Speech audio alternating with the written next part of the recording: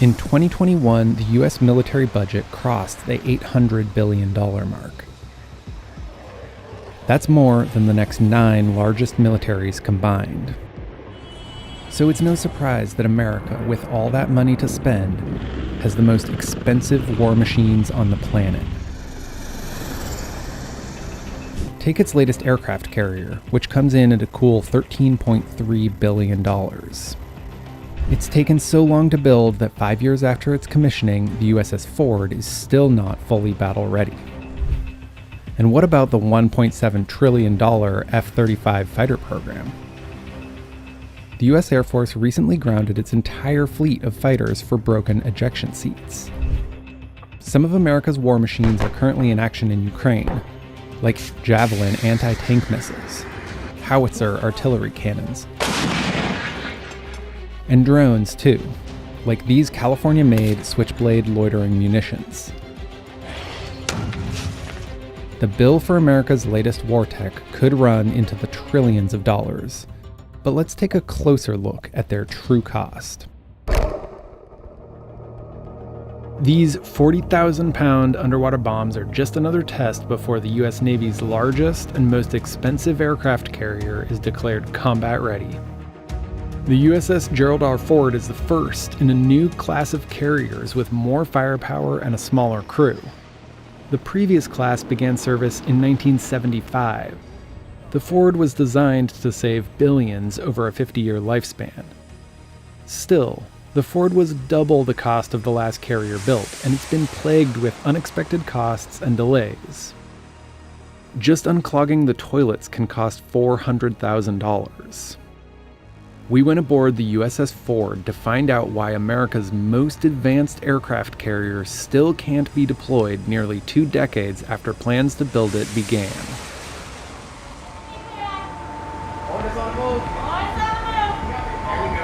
These sailors are moving ordnance onto a new kind of weapons elevator that allows them to do what would be impossible on any other aircraft carrier. We're bypassing the mess deck area. We're completely independent. You would never even see us moving ordnance throughout the day. So it's more secure with higher survivability, and we can store more on board. It's the only way to move munitions from deep inside the Ford to rearm planes on its flight deck. Less advanced carriers move weapons in a more dangerous way, through the hangars to the flight deck. There are 11 elevators on board, with the last only being certified in December 2021. The advanced weapons elevators are just one example of nearly 24 major new technologies that make the USS Ford cutting edge and one big floating experiment. Tal Manville is a retired Navy captain who served as the very first project manager on this new class of aircraft carrier. The ship was supposed to start construction in 2004.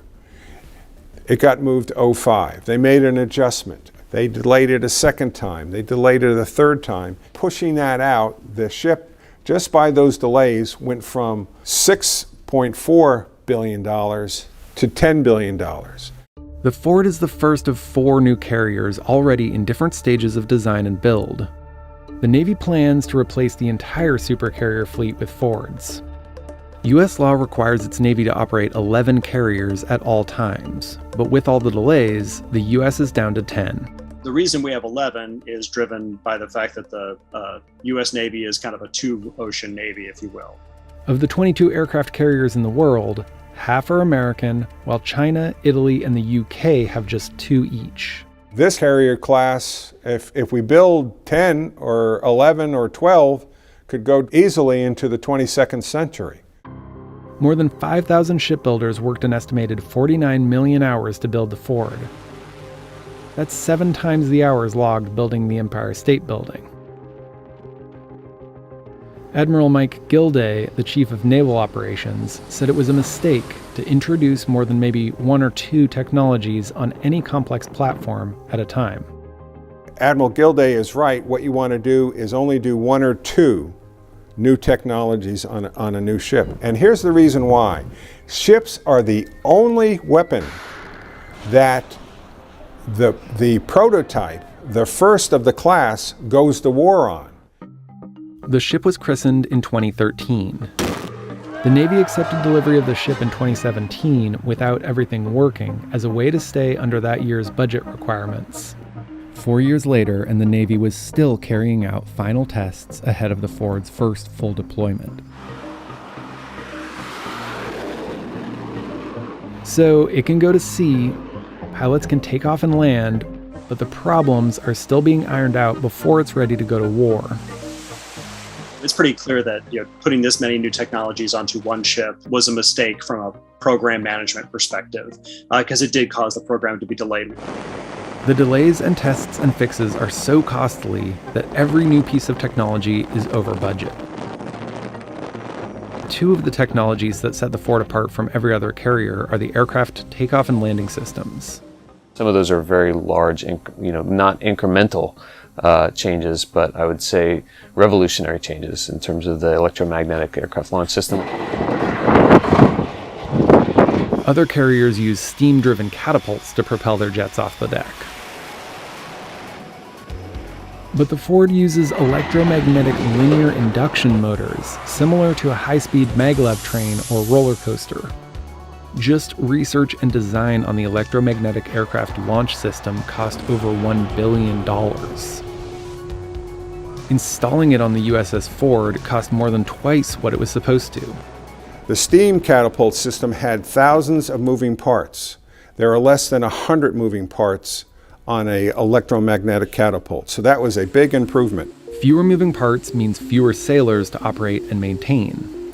The smaller crew and new technologies were projected to save $4 billion over its 50-year run, compared to the previous class of aircraft carriers.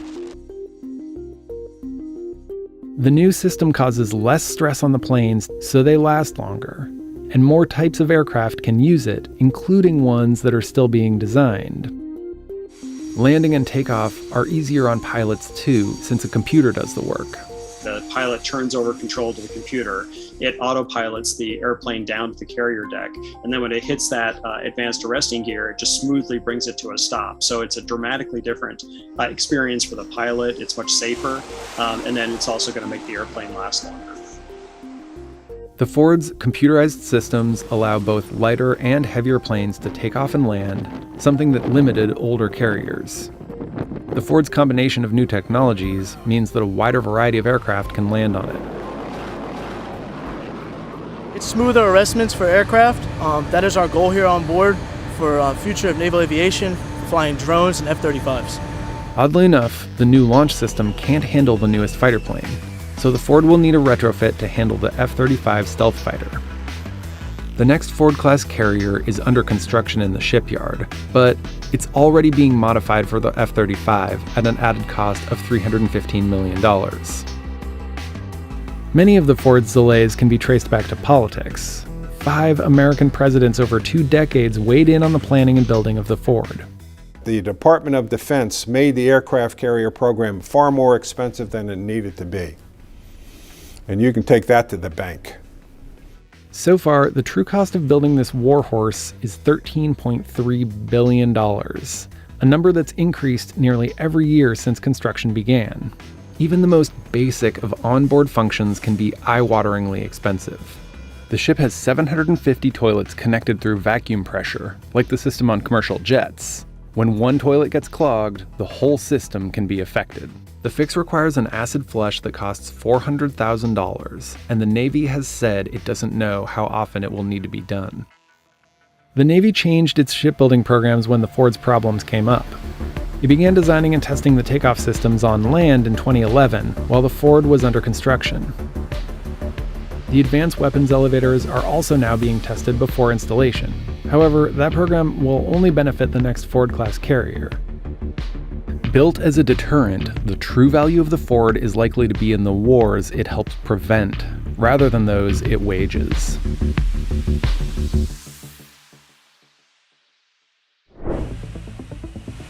The US military expects to spend $1.7 trillion on this revolutionary stealth warplane, the F-35 Lightning II.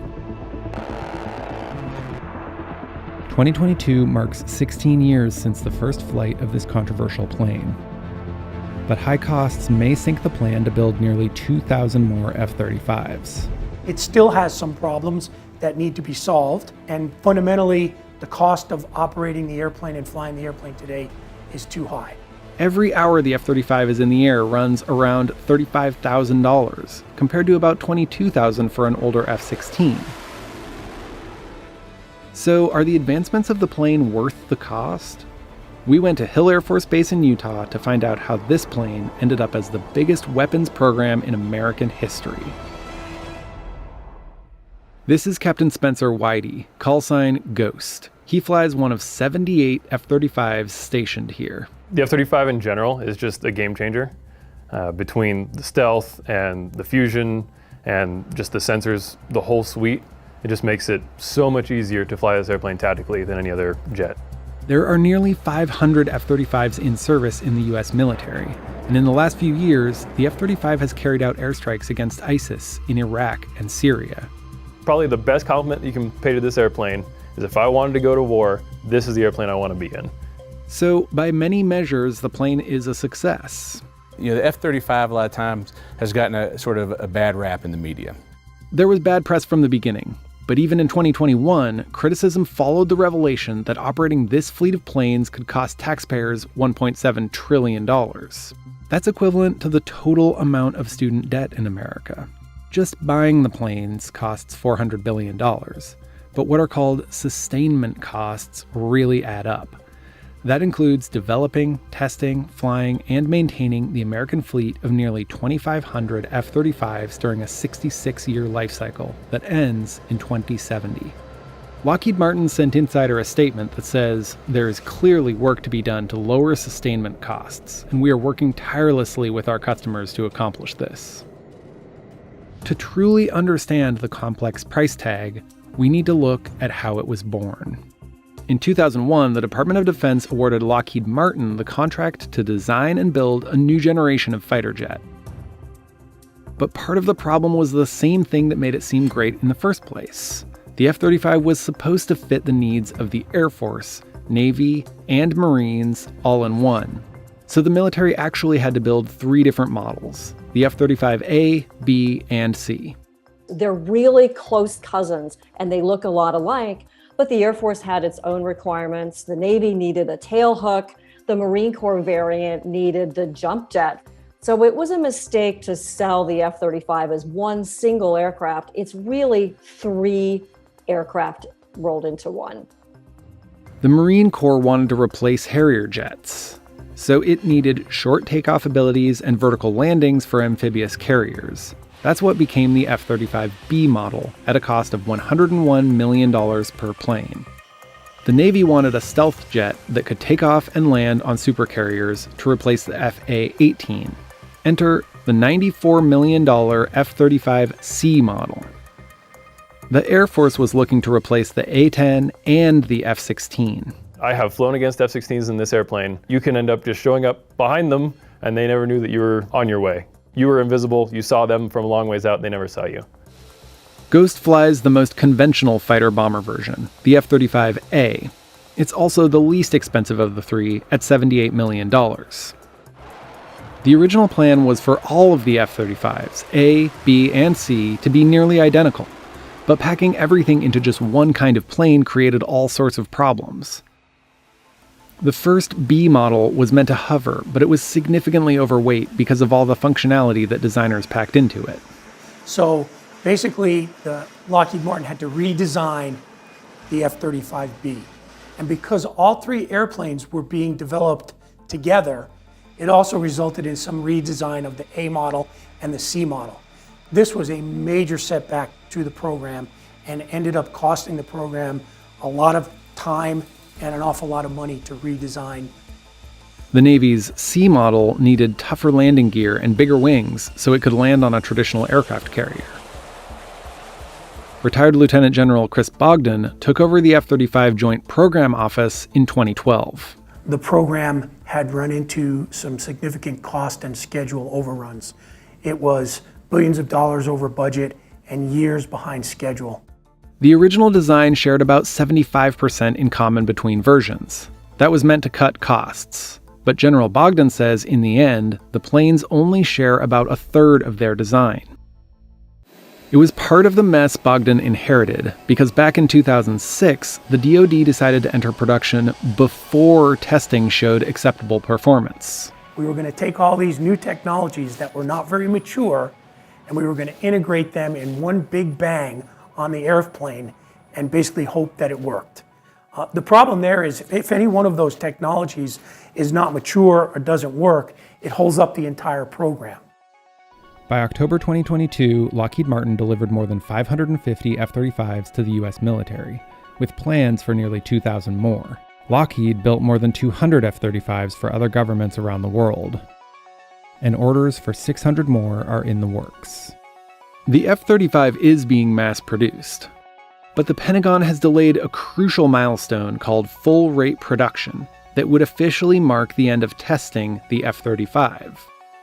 A decade and a half after its first flight, the F-35 still has more than 600 known problems, mainly related to computer software and hardware. So maintaining an F-35 turns out to be much more expensive than anyone expected. The lifetime cost estimate for maintenance of the F-35 fleet increased 15% between 2018 and 2021, to a total of more than $400 billion. Just like you get a new iPhone every couple of years, we're going to get new computers in the jet with more capability, and then new sensors and improved avionics in the aircraft. The F-35 is a flying computer, with 8 million lines of code for the airplane itself and another 16 million lines of diagnostic tools that help figure out what's going wrong at any given time. Absolutely, the biggest advantage for the F-35 is the fact that it's self-diagnosing, right? And if it doesn't tell us exactly what's wrong, it gives us a general direction to go in, which saves a lot of time on the back end when it comes to maintenance. It takes a lot of the guesswork out of it. And there are benefits inside the cockpit, since pilots get more information than in any other fighter jet.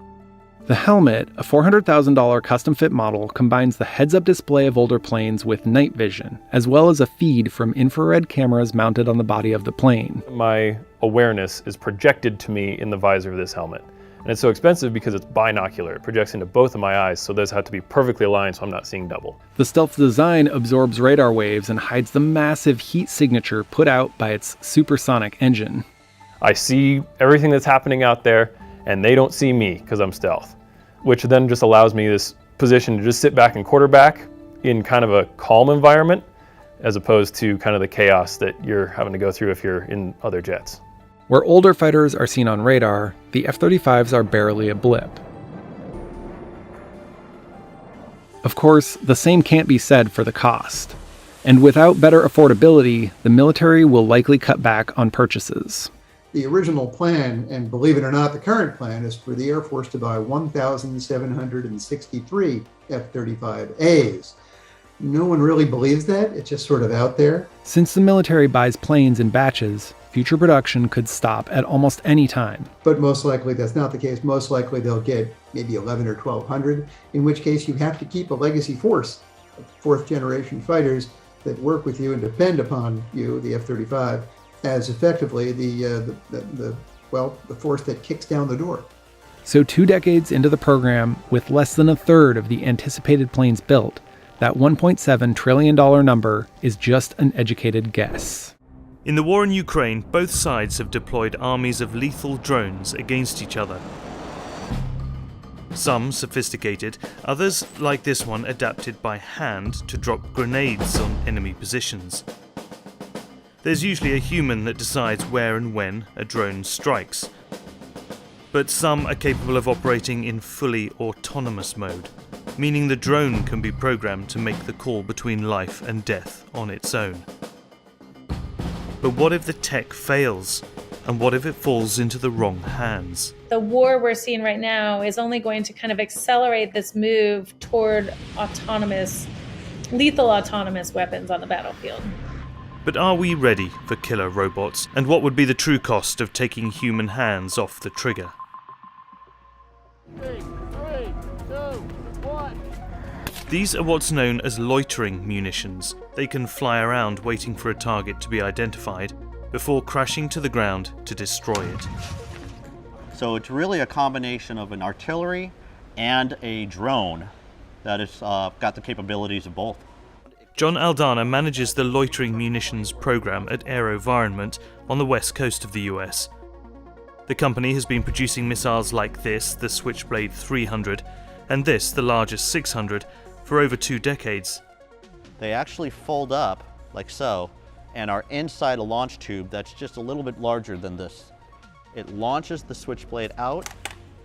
The wings open up like that, which is why we call it a Switchblade. The propellers here, because of the air, will start to spin, and the battery, which is inside, kicks in, and it's off. The 300 can loiter for around 15 minutes and is designed to take out small targets like enemy soldiers and trucks, while the largest 600 can wait around for up to 40 minutes and attack armoured vehicles. Operators can control the Switchblades from as far as 40 kilometers away.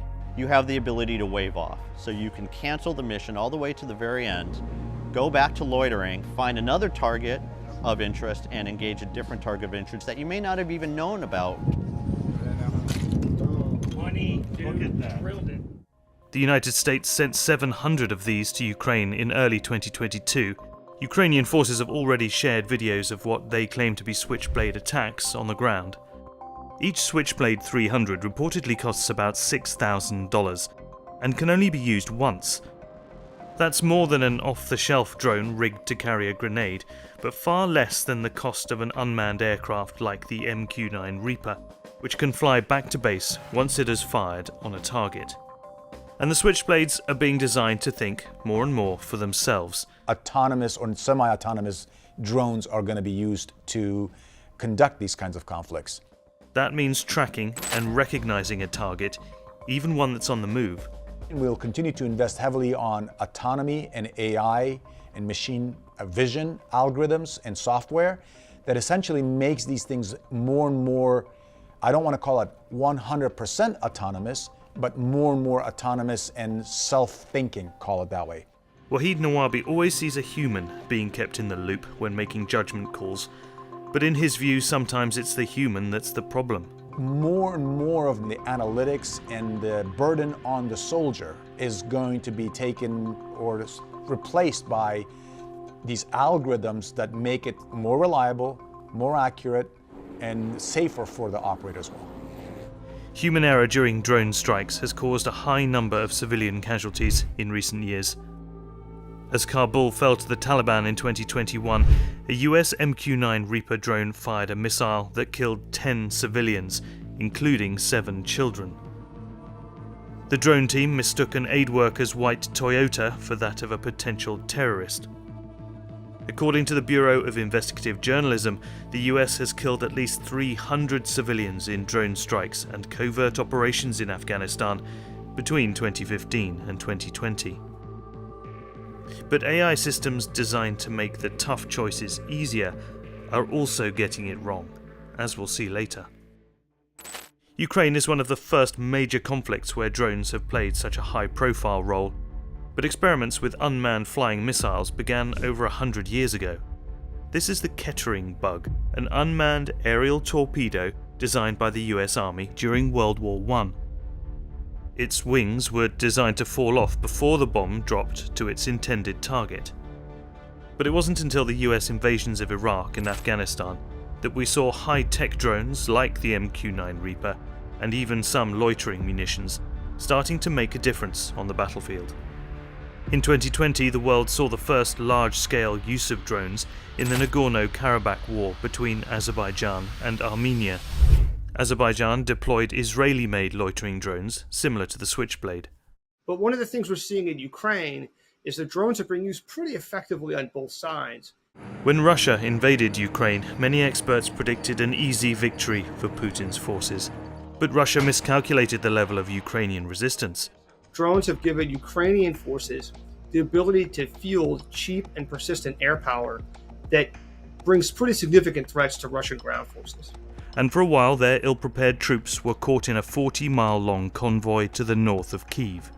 They were sitting ducks for guns and Turkish-made TB2 drones. The Ukrainian government launched an appeal to fund an army of drones. We call on the service of Ukraine all the simplest drones, which you use to shoot nature. And teams of civilian engineers have adapted large numbers of off-the-shelf drones for the battlefield. Some, like this one, can grip and release small grenades. Social media has since transformed the drone into a symbol of heroic Ukrainian resistance. Aerial footage of strikes on Russian targets is often accompanied by rock music. The impression is of a nimble David slaying the Russian Goliath, but the reality is more nuanced. Unmanned aircraft, drones and loitering munitions certainly helped, but Russia quickly stepped up its defences and used drones of its own. They weren't ready for it, but they are now. The Russians, I think, have really compensated and now developed their air defenses, shot down these TB2s, and really kind of rendered and almost neutralized that technology. To stay one step ahead, big budget militaries like the US and alliances like NATO are continuing to innovate, in the air but also underwater and on land. This video from 2019 shows NATO testing submersible drones, and this is a drone swarm flying through bamboo forests in China. A number of militaries around the world are already using palm-sized Hornet drones for surveillance. This ability to loiter over a target and collect intelligence and surveillance and reconnaissance is really powerful. And deploying a drone in combat is far cheaper and carries fewer risks to pilots than a manned jet. But there are fears that drone operators working thousands of miles away from a potential target are too disconnected from reality, more computer game than real-life warfare. Studies nevertheless show that they can suffer from PTSD and depression just like frontline troops. But the next phase in drone warfare is promising to change the rules of engagement altogether. What happens when military powers allow the drone itself to decide who is friend and who is foe, and then pull the trigger? Are we comfortable handing over life and death decisions to machines on the battlefield? That's the question. Like, the answer is like complicated. It may seem like a paradox that on the battlefield we still have rules. Until now, those rules usually meant humans making decisions to attack an identified military target. But there's no consensus among countries about what to do about it.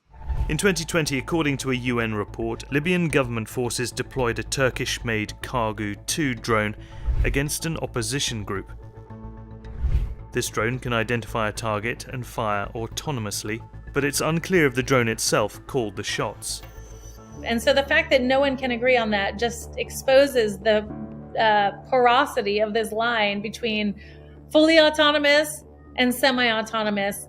And with life and death in the hands of AI, what if that same technology fails?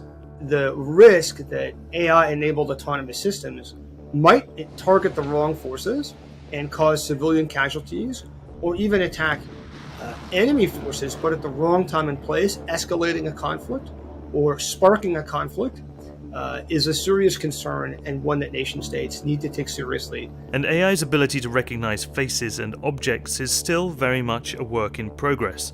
Computer algorithms can be confused by changing weather patterns or similarly shaped objects.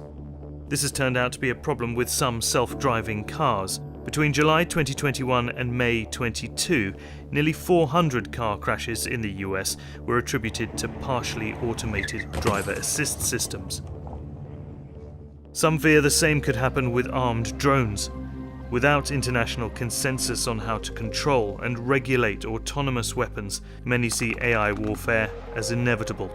Countries are discussing the issues, but the technology is certainly moving forward at a faster pace than diplomacy. We're either sort of past the point of no return, or we're at this point where it's so important that we need to be careful, especially careful now, with ensuring that there are norms about prohibiting the autonomous targeting of these munitions. The UN Secretary General called for a total ban on lethal autonomous weapons, as have international human rights organizations. The public's fear in this area, it's legit. It's something that the society should be questioning and asking these questions. That's natural, that's expected, and I don't see anything wrong with that. AeroVironment's CEO grew up in Afghanistan and knows all about Russian aggression. I also saw war, I saw people die. He was a teenager when his family was forced to flee the Soviet invasion. So I lived and experienced exactly the kind of things that the Ukrainians are experiencing today. The war in Ukraine continues to push the boundaries of the rules of engagement. There seems to be little concern for civilian casualties. But what's worse, the cruelty of man or the fallibility of machines?